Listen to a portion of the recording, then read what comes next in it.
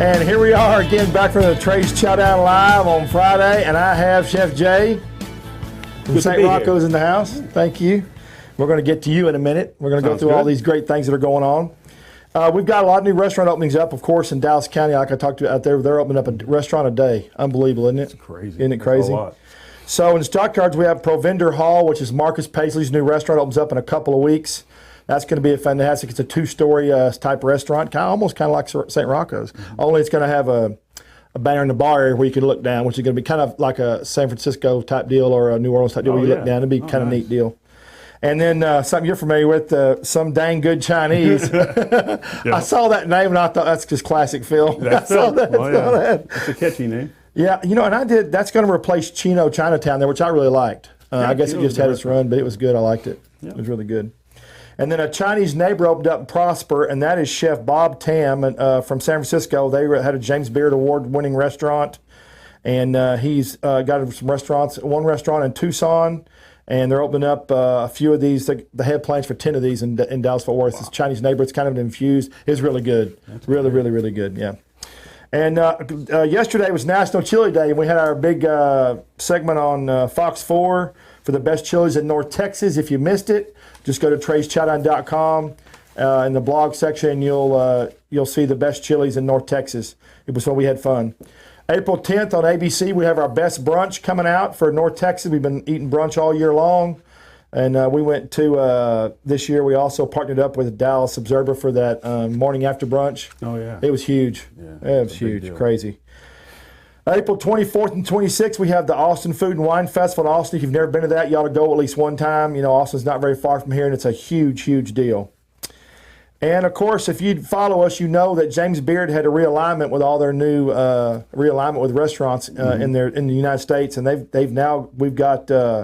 I don't know how many Dallas chefs nominated this year, and Fort Worth, which has never happened before. Right. I would never have thought that. Yeah, that's good. Which is great.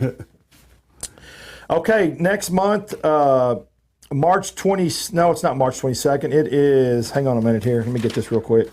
It is. Yeah, March 19th. March 19th, 2020.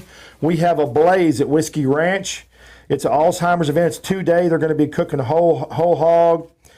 Barbecuing out there all day at Whiskey Ranch with a bunch of chefs. It's going to be an awesome deal. You need to get tickets. 2-day event. It's called A Blaze at Alzheimer's. You can find it and get some tickets. It's going to be an awesome deal. We're going to be there 2 days. We're going to be filming for TCN there also as well.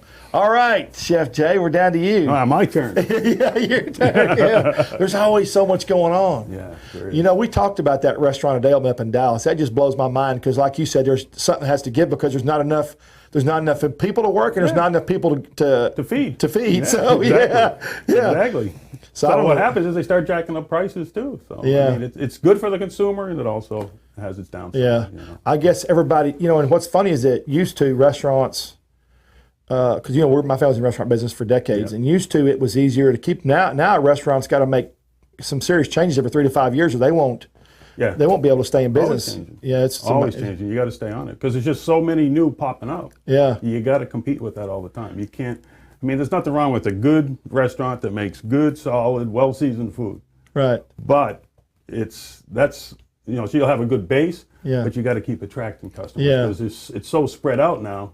So you got to keep them coming in. So that's what absolutely. And I stay with it. I saw a study, and I tell everybody that comes in here, I saw a study like 6 months ago, 8 months ago. They did a study, Harvard or Yale, one of the big universities did, and they found out that for the next 5 years to the next decade, 10 years, that people want food experience and drink experiences. They would rather have food and drink experience. Some of them even own a car.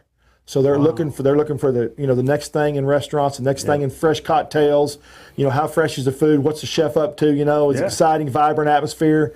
And I thought that was pretty neat because that's a far change from what it used to be. People want to own homes and cars, and absolutely, it's just it's millennials, but also too it goes beyond that now. Well, it's the millennial, and they want to be involved. Yeah, so they like that, and you got to capture it. Yeah, they are your customer. And social media. Woo! Social media, which which I'm not great at. But I told you earlier they started putting more pictures of you on, which I like. Yes, because you're the face over there, and I love that about St. Roccos. So where are you from originally? I am originally from a small town in central Massachusetts. It's a great town. Wow. Great people. Yeah, Clinton, Mass. Wow. So how long? So you grew up there. Did you go to school there, or did you move from there before you went to school there? High school. I went to high school. Okay. And then I did a culinary school there in Worcester. Oh wow. So you were there pretty much the whole time till you. Yeah. And I came down to visit a friend of mine who had recently graduated from Harvard, and he was here. I was there. It was like January, and it was freezing. No lie. It was 2 weeks of like 14 below, and I said, I'm going to visit Stevie, and I never went back. I've always stayed. 14 below. It was cold. I went up to Minneapolis, Minnesota one time for some training classes in December, and it snowed so much they lost the vans. They couldn't find the vans. They had to get things in the parking lot. Oh my and God. to get people to where they could get the vans out. The snow had drifted up, and it was just. That's the last time I went back to Minneapolis. Yeah. If you get that one, forget. We had that one in '78. The blizzard. They still talk about the blizzard. It was like that. You couldn't find your car. Schools were closed for like 2 weeks. That was good. Made a fortune shoveling. Yeah, I bet you did. Yeah. Extra money. That's right. So you came down. You moved down here. Yep. What was your first job when you got down here? Well, hang on. Let me back up. You went to culinary school there. Yeah. Did you like culinary school? Did you enjoy it? Yeah. Loved it. I really enjoyed it. I'm lucky because I do like it. You know what I mean? Yeah. I really love it. I love what I do. So. Did you when you get to culinary school? Did you learn? Was it important to you to learn one thing, or did you just take everything you've learned and applied all of it when you got out? Everything. I tried to learn everything. I was always told, in culinary, focus on the basics. You get the basics, then everything else grows from there. You know, that even the service ends. You know, we had to do different rotations. Right. You got your. We had a couple of restaurants you would do, then you did the institutional type cooking, and it was always something. So you learned a lot. You know, bakery for a certain amount of time, but you'd sell it. So bakery was exciting until you went in and you're making, 300 dozen knot rolls. And it's like, wow, this is, I think I'll be. Those are good, by the way. Knot rolls are good. They are. So you had, was it on premises, the restaurants, or did you go out to restaurants to work? We would go out. You go out. They had one on premise, and they had a couple down the street. It really helps when you can focus on it in atmosphere, doesn't it? Yeah. So what was your favorite thing about culinary school? If you could say, if I asked somebody you what your favorite thing was, what was it? Maybe it's selfish. My favorite thing was I felt like I belonged. Yeah. You know what I mean? I really enjoyed it, and I actually was good at it. You know what I mean? Yeah. It came easy to me. So I really enjoyed it. And some people have to work at it. That's when you know, are you sure you really want to do it? That's awesome. Exactly. That's not if selfish. If you don't really want to do it, don't do it. No, trust me. That's not selfish. That's for you, though. That's what I enjoy. No one's going to get through this life for you but you. I guarantee you that. No one's going to promote you like you either. That's right. It's true. That's why I like seeing you out there walking around talking to people. I know when you're really busy out there, sometimes it's chaotic, but it's nice to see you out there doing that. Yes. So you left culinary school. You came down here. Yeah. Came down to visit a friend. And I started working at a little restaurant in Snyder Plaza. This is a true story. I would work lunch at the restaurant in Snyder, and then after that, at like 3:30, 4 o'clock, I'd walk to the other end, and I worked at Peggy Sue's Barbecue. Oh wow! And then till like 10 o'clock. So you did. Were you cooking at the barbecue place, or that's awesome. That was the old style pit too. Pitchfork, I loved it. Oh yeah, it was fun. Still good. This funny barbecue guys are really funny. They all have their own methods of what works. Yeah, and it's a religion. Yeah, it is. It is crazy now. It is. It's crazy. So you did that. So you worked those two jobs, and then where'd you go from there? Then I went to. I got a job, which actually worked out great at the Anatole. I can't remember the name of the restaurant. And then they started going through some changes, and the chef I was working with, they started talking about opening the Crescent Hotel. Okay. So I was able to get on at the Crescent. Right. And I worked there for you. So once I get in at Rosewood, wow. Oh my God! If you want to be in the culinary field, that's where it was. It was great. So I was there we opened it up in 86? That's how old I am. And then after that, I went to stay with Rose, and I worked at the mansion. Oh wow! I did all the private dining. Were you there when Dean was there? Yeah. Okay. Oh yeah. That's awesome. And fast forward. That's where I met Phil. Oh, is that where you met Phil? Yeah. Okay. Yeah, I did his wedding. You did. So just to hear you talk, you worked you worked at those 4 places, but the Rosewood and the Mansion, those were all different kind of culinary cuisine doughs. Yes. Both doughs. Oh yeah. The other 2 were pretty specific, but the other 2 were last 2 were. We did a lot of the Southwest cuisine and stuff at the Mansion at that time. Was what we were doing there. And so you met Phil there. That's where I met Phil, and then he started. He started on this. It was around the time he started on this concept called Eatsies. Yeah. So I'm there, and a few of my friends because it's a block away from the Mansion, 2 blocks. Right. Away, start telling me, man, you should check that place out. Nah, Eatsies. I'm at the Mansion. Yeah, right? yeah. Total different ball game. So they started calling, just check it out, just check it out. So I said, all right, you know what? I had some time when I said, I'm going to check this place out. No, have you ever been to the store on Oak Lawn? Yeah, is Oak Lawn right? Yes, I have, yeah. The original. Yeah. That is the original. Yeah. I went in, I walked around, the chef case. It was so busy, so crazy, I didn't know what to do. And I'm a food guy. Yeah. I grabbed a baguette, I bought some cheese, I walked around. I got out the door to the patio, and I called the corporate. I said, sign me up. I want to work. And I was there 17 years working there. Oh, wow. So that's the first one. That's the one in Oak Lawn. That's the original one. Yeah. That's the first one I saw.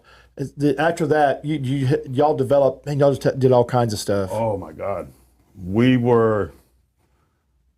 I'm trying to get it in the right order. Hang on. That was the first. For people who listen that don't know, when we say Phil, we're talking about Phil Romano. Yes, I'm sorry. Yeah. You're I right. just thought about that.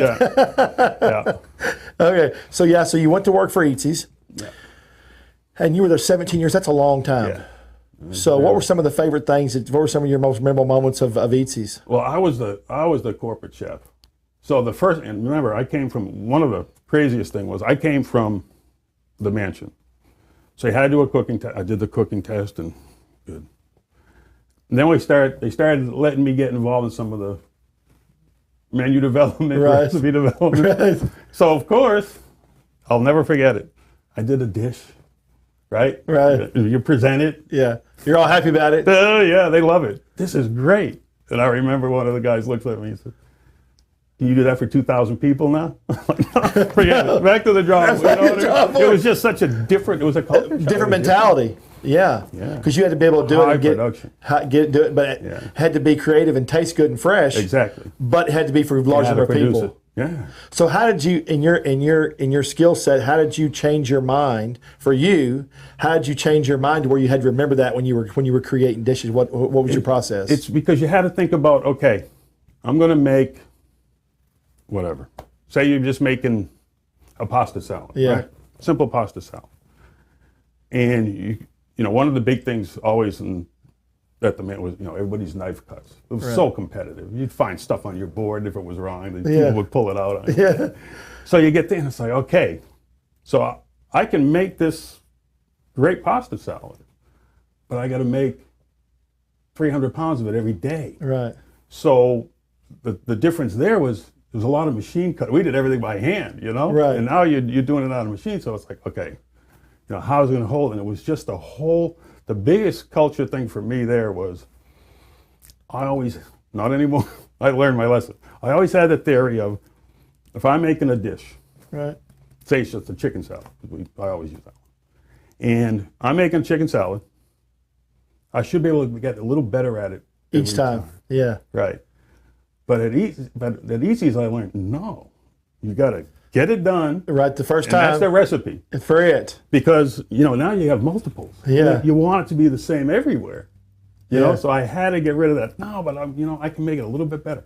I want to try. No. Then you're not ready to present it. You know what I mean? Yeah. So you had to tell yourself back a little bit and say, okay, just accept the fact that that's the dish and that's it. That's it. You can't tweak it. Exactly. But you learn to make sure it's the way you want it before you present. You know what I mean? Because it's really, once it's approved, that's it. And it took me a while, but I understood it. I get it. So when you did that, and you presented a dish and they accepted the dish, and you sent it to various Eatsies, how many people when that dish got to Eatsies, a location, that they try to want to change something, or even though they weren't supposed to? A lot. Oh yeah. Oh yeah. And that was my job. I would go to all the Eatsies, we'd roll out the food, and and it was always, well, this recipe doesn't work. Okay, let me make it with you. You didn't do that step. try that stuff. Oh, it worked, right? So there's a lot of that. But, and then you had, we had chefs, real quality chef at every Eatsy's, because, it was a big production. Yeah. So everybody has opinion. What we ended up getting really good at was we had a great collaboration. All the chefs would get together. I was just fixing to ask you how you did. Hey. How did you in your mindset after you did that dish and you were showed the dish and they trained that dish, and so many chefs are so firm in their beliefs about what they believe, as far as ingredients and taste and flavor profiles and stuff. Yep. How did you manage to work? How did you learn to work all that together where everybody stayed happy? All the chefs stayed happy. What you do is you always try to find something positive with what they bring. That's what I do every day. That's what I do every day. Because they do, and they put the effort into it. So you got to give them. They deserve credit. You don't want to just because it doesn't fit my flavor profile. We had 10,000 people walking through Eatsy's every day. Right. They're gonna like it. So you want to please everybody, not just me. That's what I had to get to the point. Well, wait a minute. Is this for me? No, it's for everybody. So you listen to other people's opinion. And Philip, again, even as the owner, he was also heavily involved. Customer. Yeah. He was a typical customer. He knew what he wanted. He knew how he wanted it to. You know what I mean? And he would say, "It's good, but what about this? Do people really want that?" You know what I mean? So. What's funny? You said that because a lot of restaurants, a lot of chefs fail with their restaurants because they want to put out what they want, and not what the consumer wants. Exactly. And I hate to call them a consumer, but that's what they are. That's what the people want, and you have to be able to tailor yourself. You have to be able to accept criticism, and realize that that's what makes it. That's what's going to make it work. If not, your restaurant's not going to work. Because everybody's not going to like what you like of being a chef. If a chef drinks a lot, if he smokes a lot, it changes flavor profile. Everything. So stay home and cook for yourself. That's what you want to do. You want to be in business. That's right. That's what we're doing. Yeah, it's funny, and you see that sometimes in these shows when people get, some of these. I watch all these cooking and kitchen shows. Yeah. I don't watch them, but I listen to them, because when I work, because I like, I'm always looking for the next thing or just enhancements or whatever. And you hear these guys being stubborn. I'm like, brother, that's you got to back up, man. Oh yeah, we'll have that with especially when the younger guys would come into Eatsy's. We always because we would do we had they would come in and cook. Right. Like a tasting. Right. We give them, you got to make 4 items, 2 apps, an entree, whatever. And, you sit down, you be tasting. My biggest thing was, and I would tell all the chefs, if you're doing them in your store, be honest. Yeah. Don't tear the guy, but just be honest. And I found that when you're really honest, and it's not just your opinion, it's just, hey, this is, 9 times out of 10, they get it. Yeah, you know what? I forgot to do that part. You know what? I forgot to add the lemon. I forgot to add, and they get it. And that way, everybody gets better. Listen, I'm not. Yeah. I'm good, but no. Yeah. I'm saying I'm not perfect. It's amazing. I'm always learning. It's amazing how much one ingredient can change a whole dish. It is phenomenal. Yeah. It is unbelievable. Oh yeah, a little bit of acid and it opens it up, and you're like, oh wow, why didn't I think of that? So. What was your favorite dish that you created for you? What was your favorite dish that you're the most proud of at Eatsy's? Oh my God, there were so many of them. I don't know. I don't even know if I can answer that. We had over 5,000 ingredients in that place. Oh my gosh. Man, my favorite dish. Oh my It'd be hard. I don't know. I can't even think. So many. 17 years. That's a long time. That was 8 years ago too, so I don't remember. We had some good ones. So I guess you and Phil formed quite a bit of bond there, a big bond at Eatsy's. He's always been very good to me. He's a good man. And how many Eatsy's were opened up during that time when you were there? Do you remember? Oh boy, I was there for so long. I was there with the original. I guess we call the original 6. We had Dallas, Houston, Atlanta. So it was, and then they went through some changes, and we did a second one in Atlanta and Dunwoody. We tried the 2 in New York.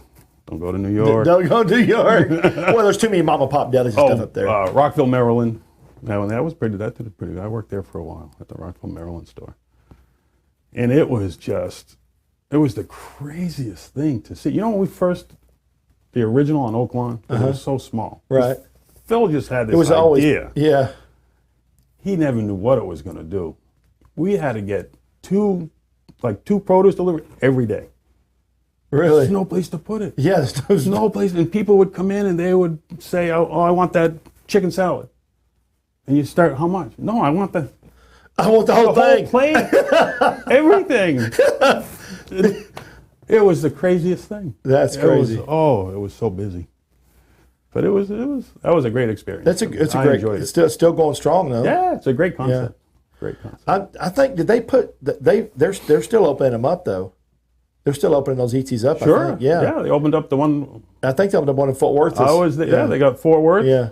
I was there. We did the Grapevine and Plano, and then Fort Worth, and they have the one on Preston Royal. I think that's it. Lovers in the Lovers Lane store. I remember doing that one. Yeah. So when you left Eatsy's, is that when Trinity Groves concept was coming into play? Yeah. Okay. Yeah. So tell me how Trinity Groves, because St. Roccos at Trinity Groves, and I love Trinity Groves. To me, it's a destination because you can eat, you can go to youth, and you can go have cake, or you can go have drinks or whatever. How did that whole concept come about for Phil? How did that take shape? Well, Phil wanted to just get some activity down there for it, and he came up with the incubator concept where he would help put people in business, right? And grow and see if it would stick, if it had legs, and he would, roll them out, get somebody new in there. So I came from Eatsy's to help because there was so many different concepts going on. So I would try to help, on the kitchen side of them. And then my thing was then I get to have the one on the end. The one on the end. Which you can see, by the way.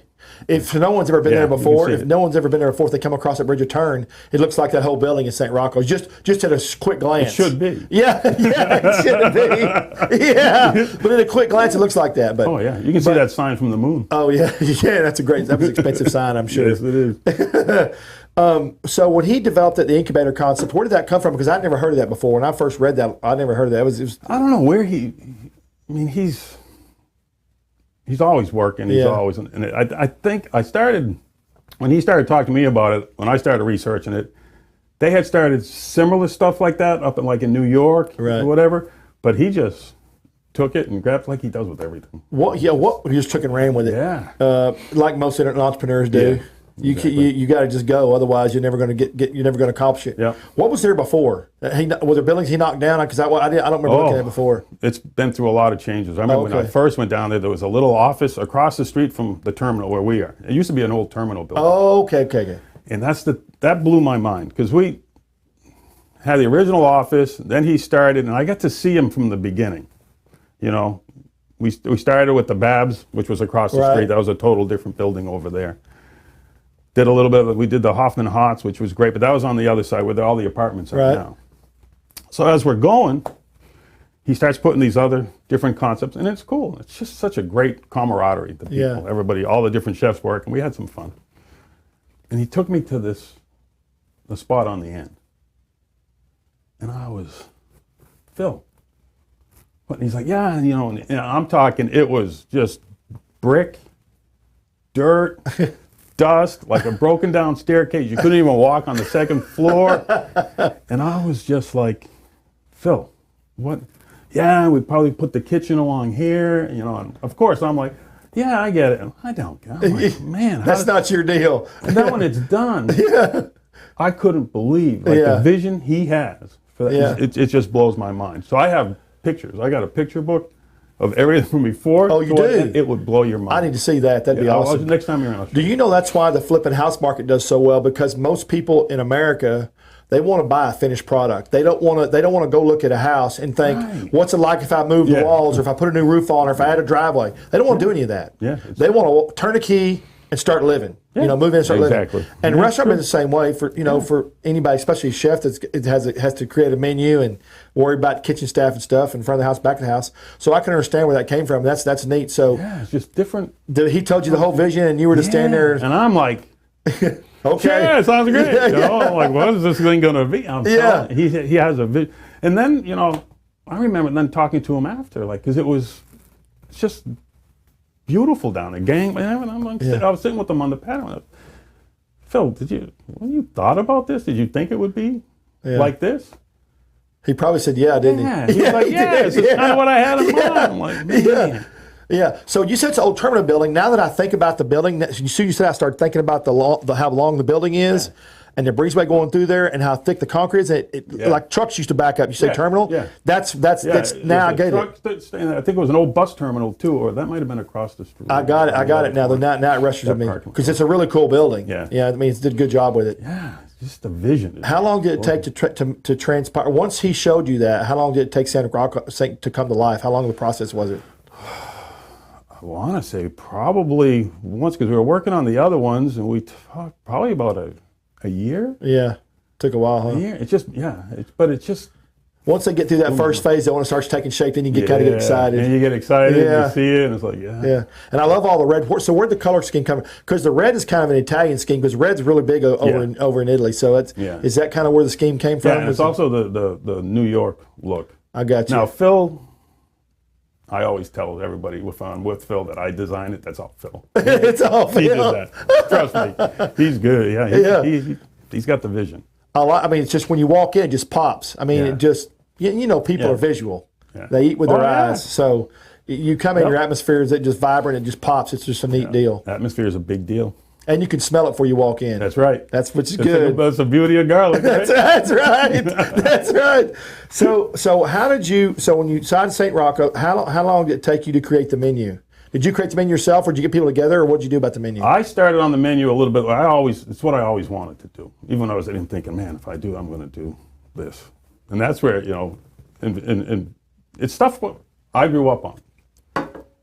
And Phil grew up the same way. In our friend, you know what I mean? I grew up in valley, but I grew up in an Italian family. Okay, I was just saying. We really had was it a little Italian neighborhood, or was it an Italian family and a little Italian neighborhood? Okay. Yeah, my mom had a big family. There were like 14 or 15 kids in her facility.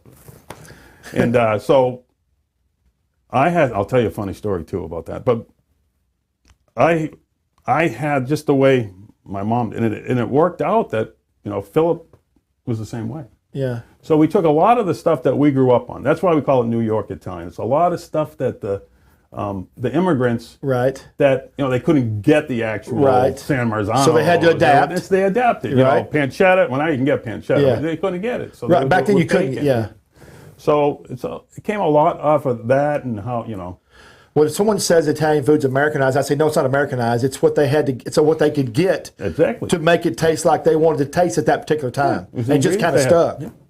Yeah. So that's neat. So tell me the story you're going to tell me. Okay. My mother's sauce, I swear, is the best sauce. We used to. The cool thing was growing up when you got your license. Yeah. I had 2 older sisters and a younger brother. Yeah. You get to deliver the sauce. She used to make sauce every week. And your mom made sauce at home? She would make the sauce, and we'd have to deliver it to her friends or my dad's friends. Oh, would you put them in jars? Yeah. And that was our thing. Once a week you'd get to, I get to drive around. That's neat, though. But the sauce was good. Everybody loved her sauce. Actually, it was my grandmother, and then... Yeah. And I always had a hard, man, I just can't get it right. I'd call my sister, you got that recipe? There's never a recipe. So I finally got it, and I love my sauce. So then I'm with Phil, and he's Italian, I'm Italian. I got the sauce recipe, because we're both the same. So now, Phil, I have a sauce recipe. So I was like, oh boy. Here we go. I got his recipe and my mom's recipe. I mean, they were 99% the same. It was the most amazing. So I was like, oh man, I can win this. Oh, that's amazing. Yeah, so it was pretty much the same sauce. Is that the sauce you have over there at the restaurant? Yeah, that's the one we do there. Is that the one that you get with? Would you can dip with the? Yeah, we dip the bread. Yeah, that's good, very good, very good. So how long did it take you to get the sauce recipe? How long did it take you to get it right? Oh my God, I still mess with it, but it took probably the first 17 years at EC we were working on it, and then probably another couple more months when we got. But it's the thing you're probably never satisfied because you always want to be. I tried making this. It's a good sauce, but But you know what? But you know what, Jay? There'd be something about your mom making that and just opening up that and smelling it and just. It's and the ingredients were different. It would still be better if she did it to you. I'm sure it would beat anybody. It's the point that she did it. And there was one time I made that sauce. I was working at the mansion. We were doing a dinner, and we needed marinara. So I make the sauce. And I'm making the sauce. I'm trying to make it just like my mom. I got it. And Julia Childs comes in the kitchen. Oh. So she tries the sauce. And she looks up, she says, did you make this sauce? I'm like, yeah, that's my mother's recipe. She's like, man, that's the best marinara. But that's the only time I ever made it right. Like, man, it's so hard. You try to get it, because you got to really cook it and get get the sweetness going. Well, that made you feel good, though, didn't it? Oh, yeah. That's why I tell the story.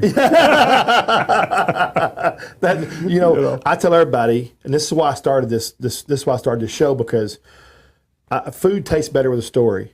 And there was no show on podcast or TV or anywhere where a chef could sit down and talk about his life, his career, what made him feel good. They're always about little 5-10 minute food segments, and so I wanted people to be able to talk and really learn and a great setup. And learn about chefs and what makes them tick and what makes their passion. And obviously that sauce is your passion, which is neat. Yeah, I didn't know, but I know now. I tried. I'll go in next time and jump up and say, "Is your mom here?" But it's like, you put the effort in. I gotta make. And she would just, and then she always be in the other room. It was, cold. She started on Monday. We'd eat every Wednesday spaghetti.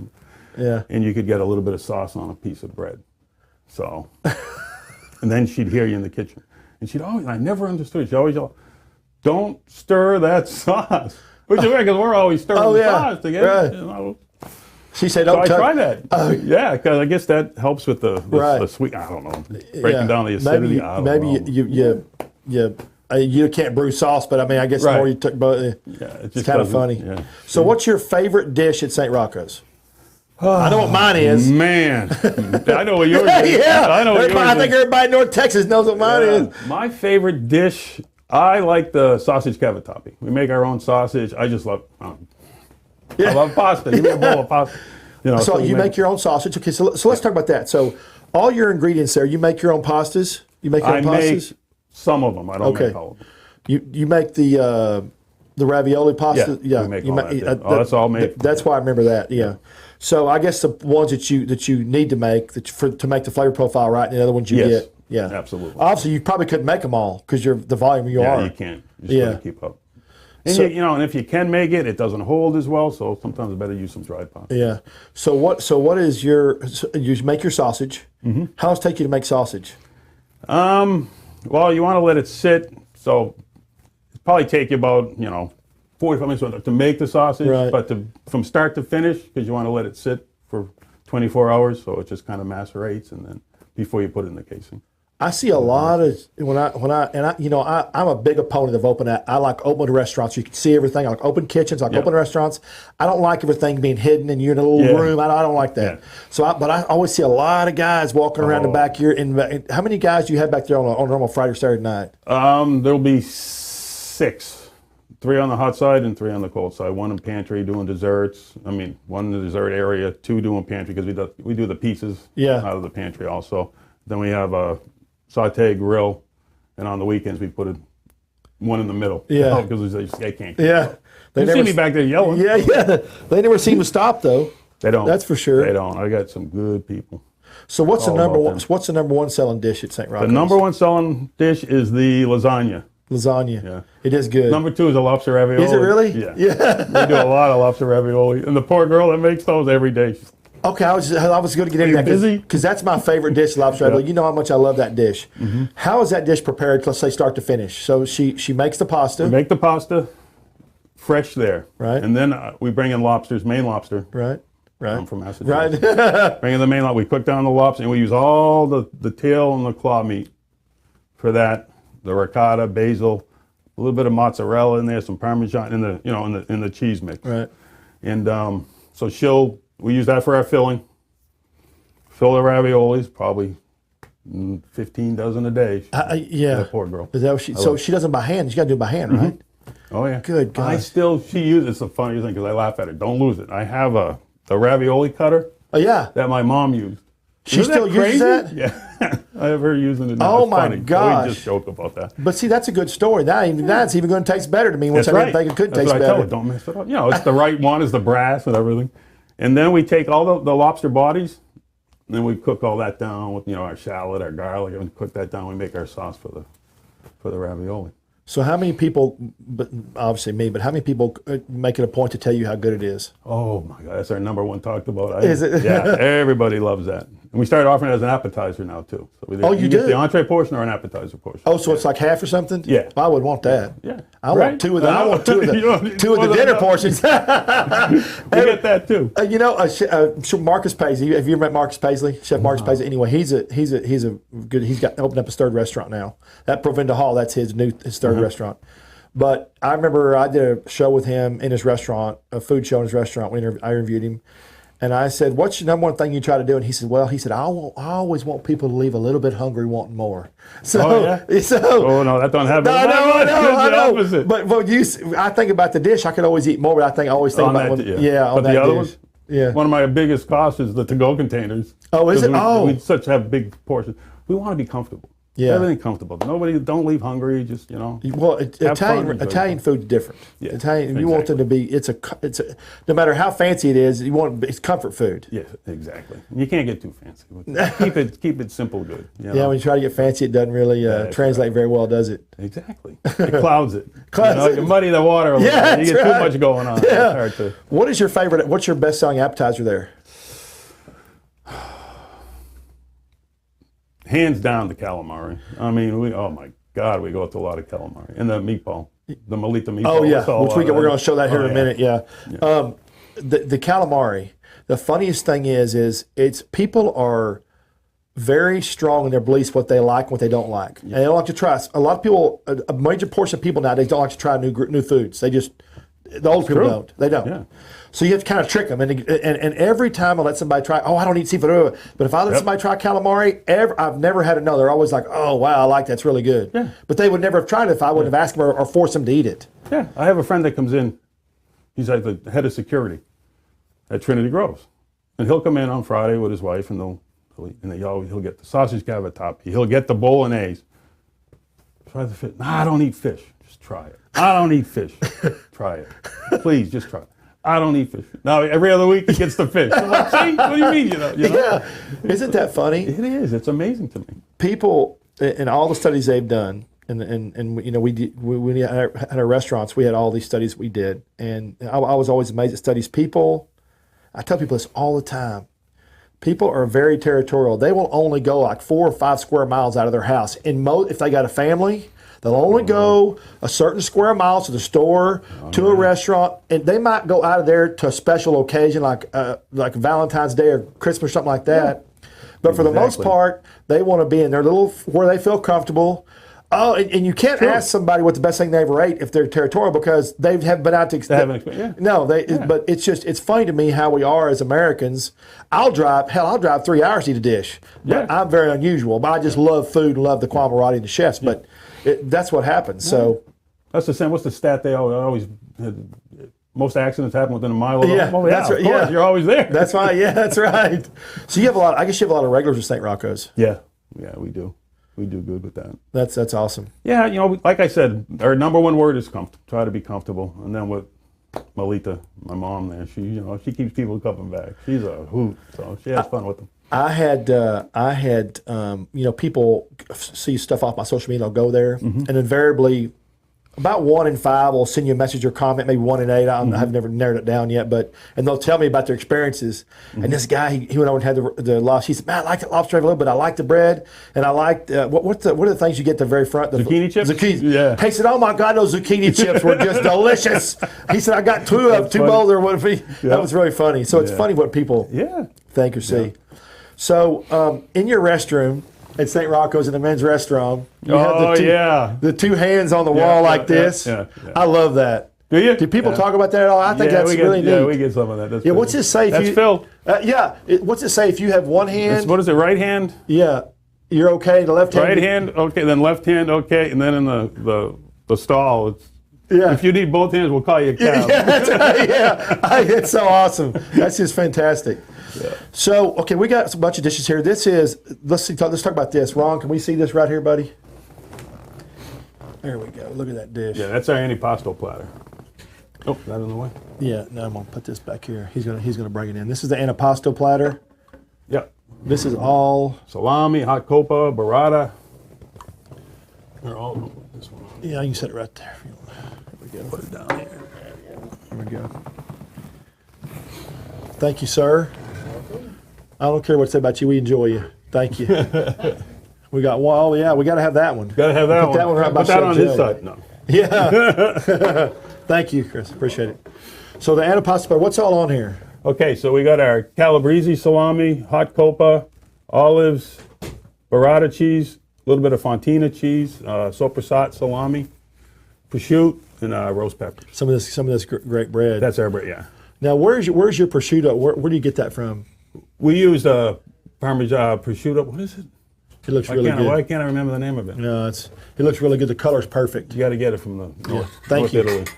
We got the right temperature. Yeah, that's right. Yeah. The Parma. That looks really good too. I love that color. It's bright red. Yeah, that's got some heat to it. Does we use it? that for like our pepperoni pizza. We'll call it Roccos pepperoni because it's got that heat to it. You've got great pizza over there. Thank you. This is your meatball. That's Melita's. Yeah, that's our meatball. This thing is awesome. Chunk of mozzarella in there. That weighs probably 14 ounces. It's a good share plate. Yeah. Share says who? Exactly. The hell you say? I'm eating myself. I'm not sharing anything. To. That's pretty keto right there. Oh yeah. So if somebody wants keto, they can come get the meatball at St. Roccos. So you've got a keto menu over there. Yeah, we please everybody. I tell everybody, just don't smell the bread. If you get a whiff of that bread, you're going to eat 5 loaves or whatever. That's my issue.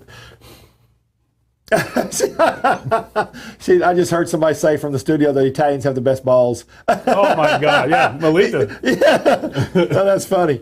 Okay, so y'all make. Oh, I can see everything else there. Okay, y'all make your flatbread there. Yes. Everything is Make made the dough every day in house. I smell the pizzas every time I walk in there. It's not really. What do you call them pizzas there? Yeah. Okay. Flatbread pizza. We try to keep them the same, tradition of the Italian. It's really good. Which one is that? Is that pepperoni? That's the. That's this one. No, that's the margarita. Margarita. What's all in a margarita? San Marzano, baby San Marzano, tomatoes, basil, fresh mozzarella. Oh, but that's simple and good. Simple, good. Yeah. Good. And a lot of basil. You know, there's a lot of pizza places, like if you go to New York or Chicago or something, or even Italy, where they just do the sauce and then just little blobs of cheese. Yeah. That tastes really good too. Yeah. It's all about the sauce. Yeah. Sauce is your vehicle. That's your sauce. That's Ask your mom. That's right. Is your mom still alive? No. Oh, okay. No. Yeah, my dad just passed last month, and it's a changer. Sorry about that. Yeah, it happens. It does change. So this is what I love so much over there. That's your lobster That's ravioli. my lobster ravioli. Yeah. Yeah, that's a good seller for us. That's a good dish. I can't believe that you still use your mom's. Yeah, I know. I had the pasta crank machine, and then after the first 3 years of Roccos, somebody broke it. Did they? You made with 15 dozen. She never made 15 dozen ravioli. Oh no, she never did. So now we got the machine one. What's the proper term for the cutter? Is it just is there a term for it? No, it's the ravioli. Ravioli cutter, pasta cutter. We call it. Yeah. Wow. Yeah. I want to see that next time I'm there. Used to walk. You had a room at the house, and you would walk in. No lie. We grew up in it was her little office and sewing, like her laundry room. Right. And you'd walk in there on like a Tuesday. Right. And there was just pasta everywhere. Like, Ma, what are you doing? It was everywhere. Do you have any pictures of that? Back then, pictures. I'll have to look. That's a neat. I told you, Food Tastes Better story. Those are memories that you could never forget. Exactly. You could never forget that, but that's helped make what you are today. Yeah. Like those pictures of the restaurant. Yeah. There's a couple that aren't, but 95% of them are either my family, my friends, Philip's family, his friends on those walls. So, every time you go in there, it's kind of like, family. Yeah. You're surrounded by people you know. Yeah. So it's a comfortable place. I like it. Well, obviously you found something you like because you're passionate about St. Roccos, and I mean you're there, and I watch you, and you're a lot of chefs you can tell when they get tired of a concept, or they not, they're just there for a paycheck, not really a passion, and it's always different for you. It's a neat deal. Yeah. It makes you feel better. Thank you for noticing. Because it is. It's a lot of time and love goes into it. So, do a lot of those guys have been in your kitchen? They've been there with you for a while. Oh yeah, I have a really good. It took a while to get there. Yeah. But I have a really good team. I think the man on that line. 3 years was the shortest. Wow, that's good. I have one guy. He started day one in the dish room, and he's my best pantry guy, pizza guy. They've been there. I love good people. You said dish room. I love to tell everybody this story. I bet people are tired of hearing this story on my podcast, but I love it because Keith Hicks, he's been on my show twice now, Chef Hicks, and he told me everybody that starts at his restaurant, he says, "Come over here, I want to show you a station," and he makes them, wash dishes. He wants to find out what kind of person they are. Yeah. And Phil, one of the things Phil taught me early on was, you want to see what runs a restaurant? Yeah. 8 o'clock on a Saturday night, send your dish crew on a break. See if that restaurant comes to a halt. Because they will. Everybody, you got to respect those people. I mean, everybody. It's a lot of work. It's a team thing. Everybody's got to do their deal. Everybody has to do it, especially something. And you don't think about it until it doesn't happen. That's right. And when it stops or gets clogged up, you're in trouble. That's worse than when you open up and your breakfast cook calls out. Oh, man, I got to do breakfast today. So true. Oh, well, you don't serve breakfast there. No. You're talking about before. Eats these days. Yeah. You did breakfast. Don't you hate? So you said 3 years. In today's time, that's a century or oh yeah. Because people are lucky to keep people 6 months now. It's insane. Tough. It is tough. There's just so many opening up. And you get that. It's tough if you're a busy restaurant. Yeah. Because, no lie, I've had people in the dish room tell me, well, I can go work down the street and do nothing. Yeah. And get paid the same. Yeah. So I got to pay a little bit more because it gets crazy. No, it does get crazy. Saturday night they get busy. But you know what? By the same token, if somebody likes working the atmosphere, the same person would not be happy working in a restaurant than doing any business because you just sit there twiddling your thumbs. It's not. I always liked when I was in restaurants. I always liked the vibrance and the action and the Yes, exactly. And you can't pay bills sitting around. No. Exactly. Those wheels got to... when it's slow like that, you're not going to be there too long, trust me. No, you're not. No, you're not. So you've also, too, got the bar upstairs, which I love. Yeah, the rooftop. Yeah, the rooftop. Yeah, you call it a rooftop. I'm sorry. Yeah. It's a rooftop. It's got a great view. Beautiful. That's open on special occasions, correct now? Yeah, we do a lot of events up there, and we try, if I don't have an event, we'll open it on Fridays and Saturday nights. Okay, so it's on Friday and Saturday nights. Okay, and then events, but to rent out, if somebody's looking for an event space, that's a great... That's the spot. It's a spot. Oh, yeah. You raise those things. The first time when you first did that, what was that, 2 years ago? A year? When was it? 2 years ago. Time flies by now. Yeah. When you opened it up, was it 2 years ago? Yeah, about 2 years ago. About 2 years ago, yeah. I had to make you think on that one. Yeah, I'm trying to think, was it 3 or 2? Because it just depends. But I thought, what a great idea. And then when I went up there, I just loved the view. It's a great view. Awesome, especially at night. Yeah, when the lights come on, beautiful. Makes the drinks taste better. That's right. Best view in Dallas. Yeah, it's atmosphere. That's right. So you serve a lot of craft cocktails up there too? Yeah, we do some up there. We got our the Rocco Mule. We do a lot of old fashions now. Do you? With the bullet. You know what? Because social media, everything you turn to social media is old fashioned. Yeah, I thought it was gonna be might be the frozen blini. Yeah. No. Yeah, they do okay, but not up there. I guess it's because it's open. It's maybe cold this time of year, but on the first floor we sell a lot of those things. I bet you do. It's good. So you sell old fashioned. What's in the mule? Yeah. A little bit. Remember? I don't remember. I think they do with the gin and the what's it called? Ginger beer. Yeah. Oh yeah. Alita knows. She drinks them every night. She has like 3 or 4 of them. That's fine. I'm sure she'll tell us about it too. Yeah. As soon as we go outside, we'll hear about it. Will. If somebody goes to St. Rocco's, they're going to meet her. You better believe it. Yeah, they're going to meet her. Yeah. Good or bad. Good or bad. That was my first experience. That's you know what? To me, you can have all the Italian restaurants you want in the world, but when you walk in, you're greeted like that, and the person talks to you like that, you feel at home right away. And to me, the atmosphere, what she brings to the restaurant, as far as everything else that you have, just makes it a really. I feel like I'm in New York or Chicago or even Italy. Just not. She's funny. She's I mess around with her and I'll joke around. Like I always try. Hey, my mom. Hey, you meet my mom, and she's trying to get it out first. To say, hey, this is my dad. So it's kind of. But she's a good person. Yeah. She really is. She cares about every customer. She works that room. She'll get on me. Yeah. Hey, I want you to remember Tim. Yeah. She'll bring me, So she keeps me on my toes. But she works that room like she's at a ball at the White House, just walking around, smooth glass. Yeah. She gives away a lot of. That's all right. Keeps them coming back. No, that's right. No, you got it. Comfortable. So y'all have anything special going on the next 2 or 3 months at St. Roccos? We're starting brunch on Sunday. That's right. That's the first time you ever done brunch. We're going to do a brunch buffet. And the kicker, 5-cent mimosas. 5-cent mimosas. Everybody hear that? Ron, you better stay away. Yeah. 5-cent mimosas. That's crazy. Yeah. What do you? Well, first of all, somebody can't drink 50 mimosas anyway because there's too much, and there's no way. Yeah. Exactly. 5-cent mimosas, $50 screwdriver. Yeah. So what else? So what's all going to be on the brunch menu? Well, we got we do a frittata. We're going to do some. I'm starting out with what is it? Orange mascarpone French toast. So we'll do some breakfast items. We'll do a couple pastas. We'll do like the Sunday meats. Right. Like a bolognese neat. type pasta, some salmon, and then we'll have a big antipasto table. And then another separate table for desserts. See how it goes. We're starting it out, see what happens. Years ago, you go to restaurants, you said salmon. Years ago, you used to go to restaurants and salmon would be kind of fishy, and now everybody's got it where it's not fishy anymore. So it's a pleasure to eat. But used to, I just couldn't stomach the... It was too strong. I don't know if it was a holdover time or shipping time or whatever it was, but it just way different now. Well, just some people, because it's got a lot of oil to it, a lot of fat to it. Like I was working with a chef and hated salmon. I said, let me make this. I don't like salmon. This was at Eatsy's. We're doing one of the dishes. Eatsy's again. And I did like a salmon egg salad. To this day, this was what, 18 years ago? Yeah. 20 years ago?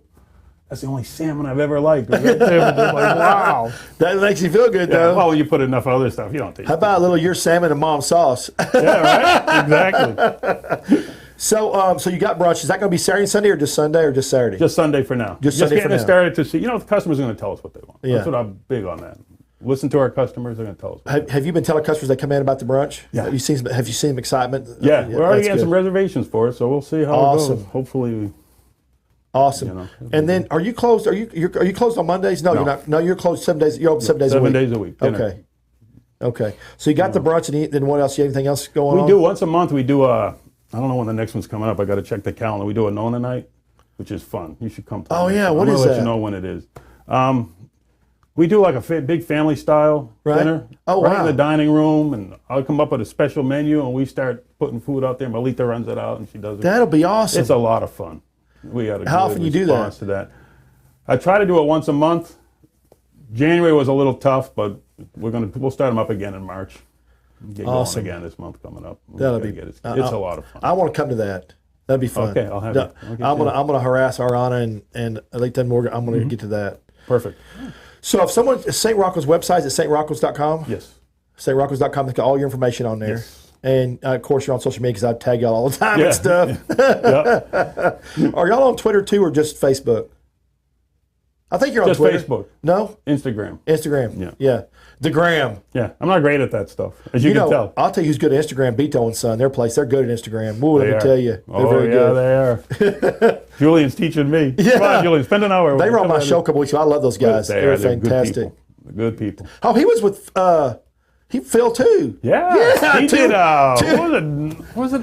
Yeah. Cozumel, yeah. Two different restaurant guys in the same Trinity Groves. How the hell did that come out? I know. Years apart, too. Yeah, years apart. I didn't know Beto when I was with them. But you know what? Y'all both have great personalities, but two totally different kinds of culinary backgrounds in cooking, which is neat. Two different, it's fantastic. It's just all y'all ought to collaborate and do some kind of dinner together, so that would be a neat That would be fun. Yeah. I'd like to start doing some of that on the second floor. Yeah, that'd be neat. Those collaboration dinners are good. They're fun. So StRoccos.com, and you can get all the stuff, and the website is nice. Got all the stuff on their menu. They're going to start brunch this week. Yep. This week. And then, of course, you're trying to get a hold of us. Like I always tell you, TreyChapman.com. We have all of our articles on there. We have the best chili article from National Chili from this week. We got that. We got a best brunch article coming out next month on ABC for Daybreak. Going to have a 2-hour party on Vickery Plaza. I love doing those for those people. Are fun. I love them. Yeah. It's just vibrant and fun. And yeah. Although I like being in I do food. And to me, if I'm promoting your food or I'm promoting your restaurant because it's good, I like the lighting. So I like it when we're inside the studio, if the weather's bad or something, because of the lighting and the sound, and you get to hear the dishes and you get to see the food and everything just better. Although I love doing the show, I love it outside too, but it's just for me promoting the food. I like the lights of the studio inside. So we're going to be here next week, and then next month we're going to have a special. We're going to have 2 chefs come in on a Thursday for that Ablaze event over at Whiskey Ranch. Look that up. Go to Whiskey Ranch. It's going to be fun. All those chefs. They're going to be cooking all night one night, rotating that pig and all that stuff. It's going to be a neat deal. See y'all again next week. Same time, same bat channel. Thanks for watching, Chef Jay. Thank you. Thank you. Thank you for having me.